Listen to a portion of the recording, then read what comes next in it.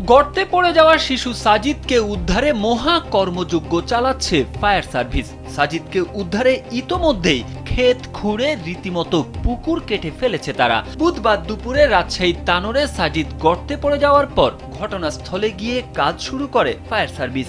এখন পর্যন্ত তারা 40 ফুট গভীর গর্ত খুঁড়ে ফেলেছে। ফায়ার সার্ভিস অ্যান্ড সিভিল ডিফেন্সের সহকারী পরিচালক দিদারুল আলম বলেন, নলকূপের জন্য খোঁড়া ওই গর্তের গভীরতা 150 থেকে 200 ফুট। এর ভেতরে যে কোনো জায়গায় শিশুটি আটকে থাকার সম্ভাবনা রয়েছে। এর আগে বুধবার দুপুরে মায়ের সঙ্গে ক্ষেতের আল দিয়ে হাঁটার সময় সাজিদ গর্তে পড়ে যায়।